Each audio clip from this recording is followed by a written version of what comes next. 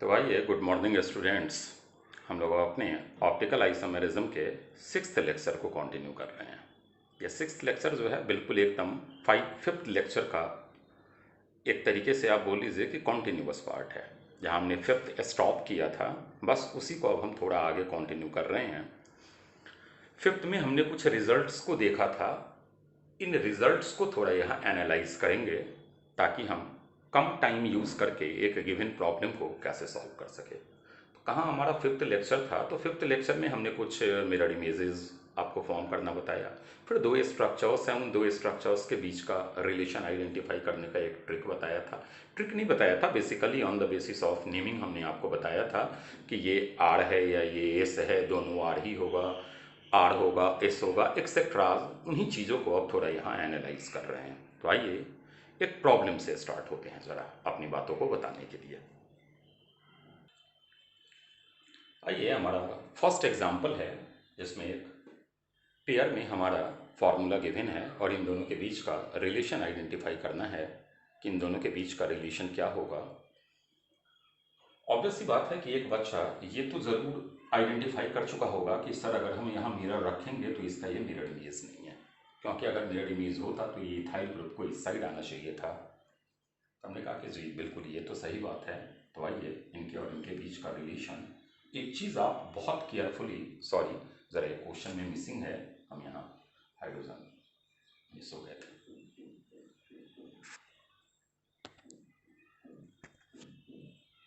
यहाँ hydrogen miss था, हमने हाइड्रोजन डाल दिया। अब इन दोनों के बीच का रिलेशन हमें आइडेंटिफाई करना है। बहुत केयरफुली अगर आप क्वेश्चन को ऑब्जर्व करो तो आपने एक चीज़ देखा होगा कि ये टू ग्रुप एक्सचेंज है। बच्चे ने बोला कि कैसे सर टू ग्रुप एक्सचेंज है, तो आइए ज़रा देखिएगा। जब हम ग्रुप एक्सचेंज करते हैं तो बॉन्ड एक्सचेंज नहीं करते हैं, मतलब जो वेज है वो वेज ही रहेगा, जो डैश है वो डैश ही रहेगा, सेम डायरेक्शन में। जैसे वेज ऊपर है तो वेज ऊपर ही है, हमारा डैश डाउनवर्ड है तो डैश डाउनवर्ड ही है। सिर्फ सी और एच जो है उसने अपनी पोजिशंस को इंटरचेंज किया है। मतलब वी कैन से कि यहाँ टू ग्रुप एक्सचेंज है। अब आप बोले हुए हो कि दो ग्रुप एक्सचेंज जो होता है वो डिफरेंट कॉन्फ़िगरेशन देता है, तो कन्फर्म्ड है कि ये अगर आर होगा तो ये एस होगा, या अगर ये एस होगा तो ये आर होगा। हम लोग नाम भी अभी डिसाइड कर लेते हैं किसका नाम है क्या। तो आइए, ऑलरेडी लिस्ट प्रायर ग्रुप हमारा डैश लाइन पे है, तो नेमिंग डिसाइड करने में हमें किसी भी तरीके का इंटरचेंजिंग नहीं लाना है। तो ये आता नंबर 1 पे क्लोरीन, इथाइल आता नंबर 2 पे और मिथाइल आता नंबर 3 पे। 1 से 2 और 2 से 3 का रोटेशन क्लॉकवाइज होता। तो ये अगर आर है तो ये कंफर्म्ड है कि हमारा एस होगा। मतलब हम बिना नेमिंग डिसाइड किए भी इन दो स्ट्रक्चर्स में अगर इन बेसिक बातों का ख्याल रखे तो वी कैन आइडेंटिफाई कि बोथ आर आर, इधर दे आर आर एस और they R S R etceteras. Clear है? बढ़ा जाए आगे। अब आइए सेकेंड एग्जाम्पल को देखिएगा, बहुत केयरफुली ऑब्जर्व कीजिएगा सेकेंड एग्जाम्पल को। हमको इन दोनों के बीच रिलेशन आइडेंटिफाई करने को दिया हुआ है। ये हमें पता है कि ये तो आर है, क्योंकि ये तो यही वाला क्वेश्चन है, हमने सिर्फ यहाँ चेंजिंग लाया है। अब एक चीज़ ज़रा देखिएगा, जिस साइड Cl है उसी साइड Cl है, जिस साइड H है उसी साइड H है। सिर्फ ये विज पर था तो ये डैश पे आ गया, ये डैश पर था तो ये विज पे आ गया। इसका मतलब है कि आपको लग गया कि और कुछ नहीं हुआ है, ऑब्जर्वर ने सिर्फ अपनी देखने की पोजीशंस चेंज कर लिया है। मतलब पहले वो जिधर से देख रहा था और जो चीज़ उसे फ्रंट में लग रही थी, अब उसने अपने आप को रोटेट कर लिया। ऑब्जर्वर ने अपने आप की जो उसकी पोजीशन थी इनिशियल, उसको वो चेंज कर दिया, और जो उसके फ्रंट की चीज़ें थी वो अब उसके लिए पीछे की चीज़ हो गई, और जो पीछे की चीज़ थी वो उसके लिए फ्रंट की चीज़ हो गई। मतलब यहाँ पर आप बोल सकते हो कि ओनली ऑब्जर्वर मूव हो गया।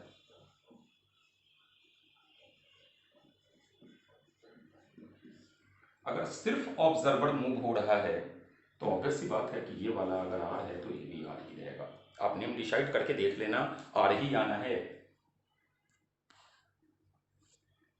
अगर ये आर है तो ये भी आर है, कोई दिक्कत नहीं। मतलब दो चीज़ें आपने ऑब्जर्व किया। पहला, अगर दो ग्रुप एक्सचेंज आप करो तो दो ग्रुप एक्सचेंज करने से नई कॉन्फ़िगरेशन आती है। आप ऑब्जर्वर हो, आप अपने आप को मूव कर रहे हो, तो उससे कॉन्फ़िगरेशन सेम रहेगा, वो चेंज नहीं होगा। अब बच्चे ने बोला कि चलो सर ठीक है, अब ये दोनों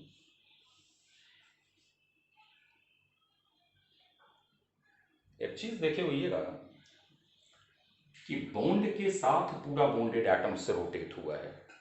ये Cl पूरा बॉन्ड के साथ, Cl जो बेस पर था, डैश पर था, वो ऊपर भी डैश पर ही है। अब जरा देखिएगा, यहाँ ऑब्जर्वर चेंज नहीं हो रहा है, आपने ग्रुप को रोटेट कर दिया है। Cl पहले यहाँ था, अब ये Cl रोटेट होकर यहाँ गया और हाइड्रोजन जो यहाँ था ये यहाँ है, मतलब ग्रुप्स आर रोटेटेड।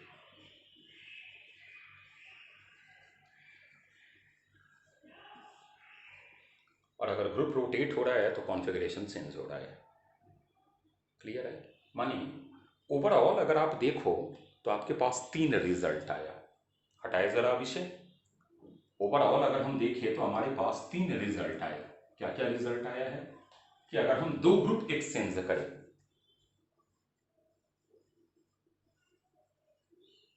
तो कॉन्फ़िगरेशन चेंज हो जाता है। कॉन्फ़िगरेशन चेंज होता है। ऑब्जर्वर को अगर आप मूव करो, कॉन्फ़िगरेशन रिटेन करता है।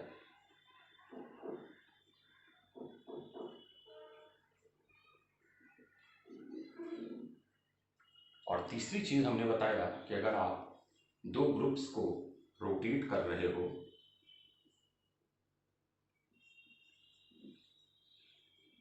तो फिर कॉन्फ़िगरेशन चेंज होगा।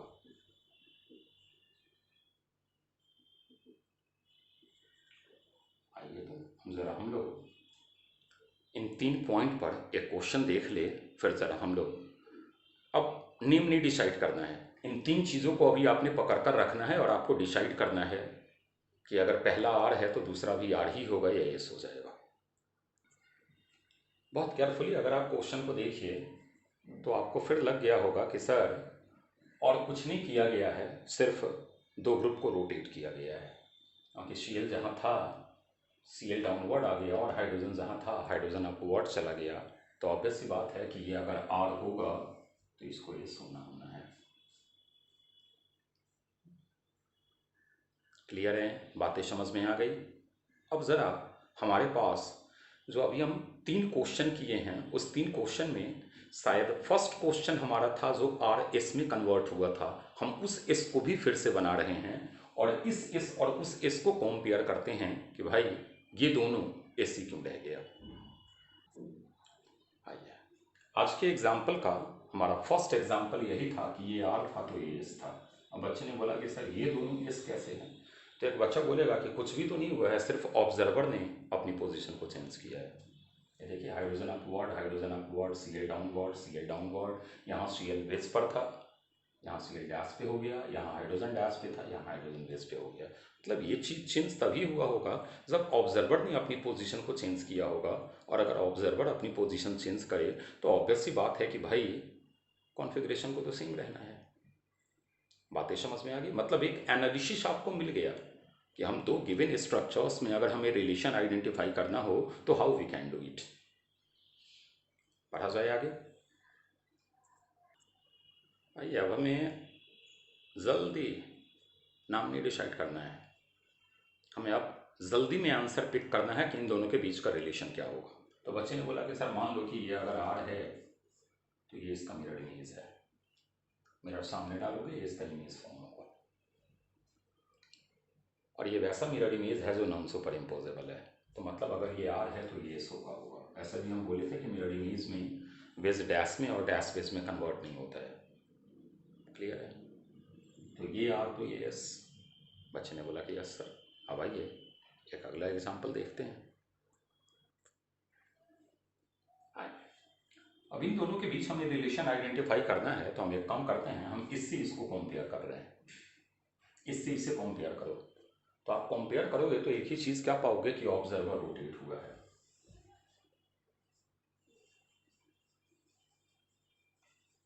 और अगर ऑब्जर्वर रोटेट हो तो अभी आपने कहा है कि भाई कॉन्फ़िगरेशन चेंज नहीं होता, it means it is a image.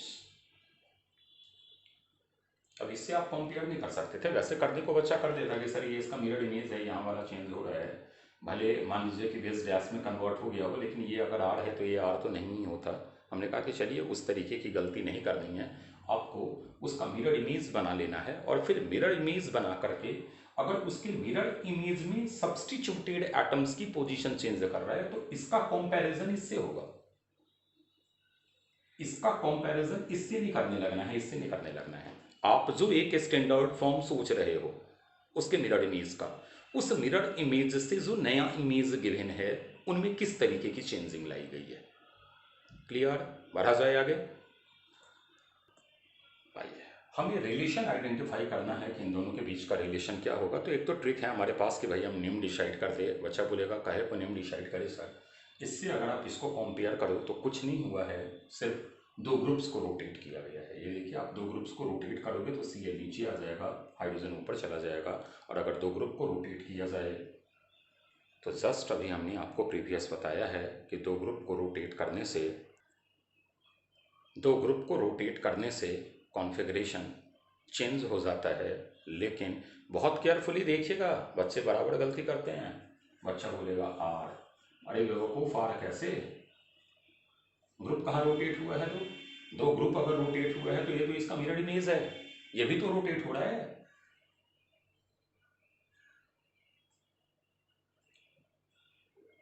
बात ही समझ में नहीं आई। वहां जो दो ग्रुप रोटेट हुआ था वो जरा देखिएगा, ये था आपका क्वेश्चन। बच्चे बहुत ज्यादा इसमें गलती करते हैं, इसलिए हमने आपकी उन गलतियों को ही पहले बोला है ताकि आपको लगे कि यस, जो हमने सोचा टीचर ने भी बिल्कुल वही बात बताई।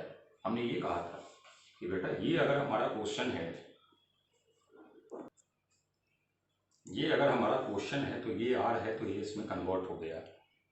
ये सिर्फ दो ग्रुप रोटेट हो रहा है क्योंकि ये वाली पूरी चीजें जैसा यहाँ है वैसा ही यहाँ है। लेकिन यहाँ जरा देखिएगा तो हाफ पार्ट हमारा मिरर इमेज की तरह ट्रीट हो रहा है।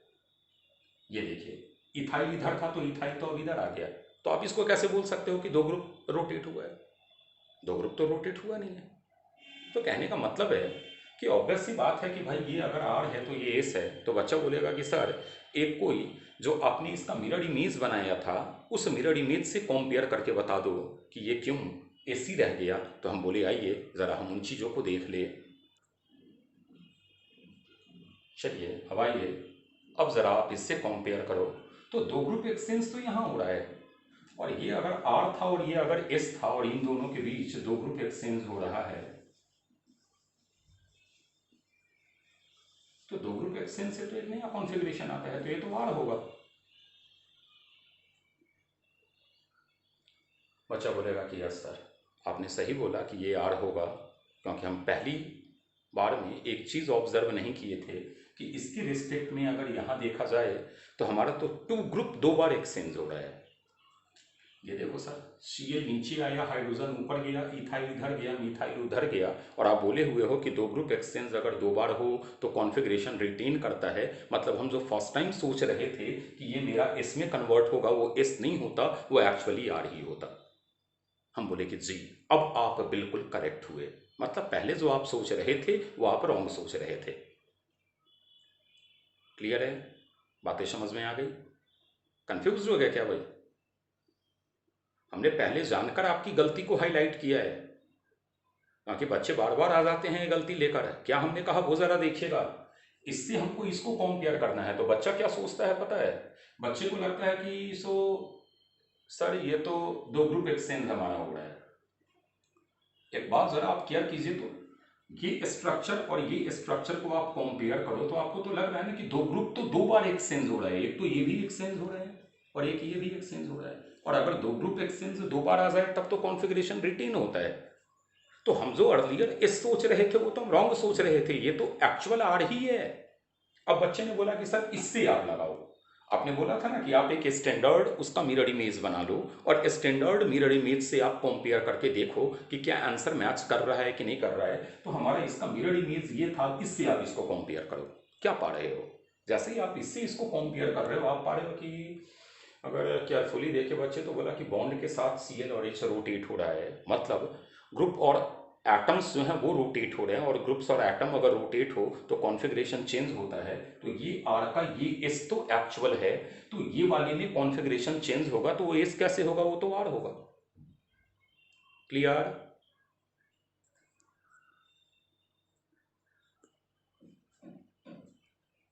चलिए आइए देखिए,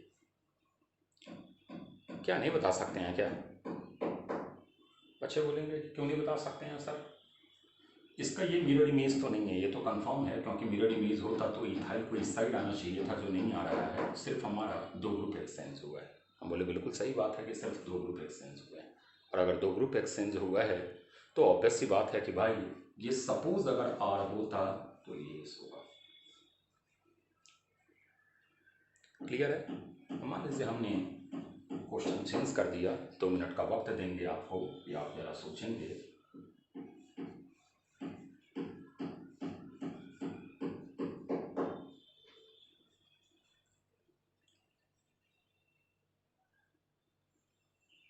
क्वेश्चन है आपके पास, आप जरा सोचिए कि आप इसका आंसर क्या सोच पाते हैं। चलिए, अब एक बच्चे ने बोला कि सर एक काम करते हैं, हम लोग पहले इसका मिरर इमेज सोच लेते हैं और फिर मिरर इमेज सोच कर फिर ये सोचते हैं कि चेंजिंग क्या हो रहा है। हम बोले कि बिल्कुल सही बात है, तो आइए इसका मिरर इमेज सोच लें। अगर मिरर इमेज सोचिएगा तो ये बनेगा।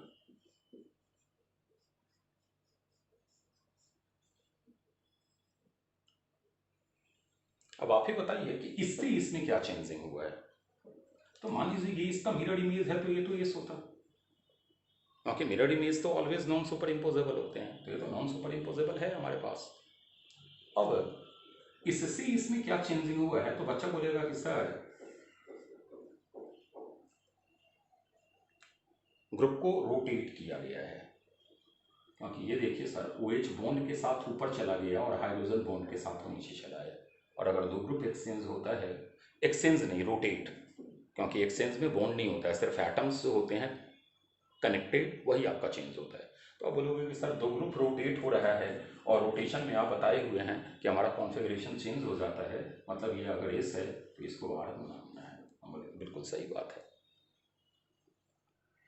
अब होपफुली आपको समझ में आ गया होगा कि हम एक गिवन एग्जांपल्स को कैसे जो है सो कॉरिलेट करते हैं। वो बीच में जो एक जगह है वो हम जानकर आपकी गलती को हाईलाइट किए हैं, इसलिए कंफ्यूज मत हो जाना। बढ़ा जाए आगे, देखिएगा ज़रा प्रॉब्लम को केयरफुली, और हमें इसमें रिलेशन आइडेंटिफाई करना है।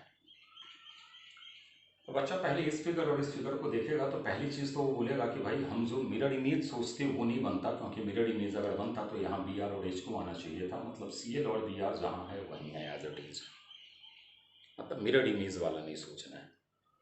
तो बच्चे ने बोला कि ठीक है, फिर आओ हम यहाँ देखें। तो आइए ज़रा केयरफुली देखिएगा, पहले इस जगह पर देखिए।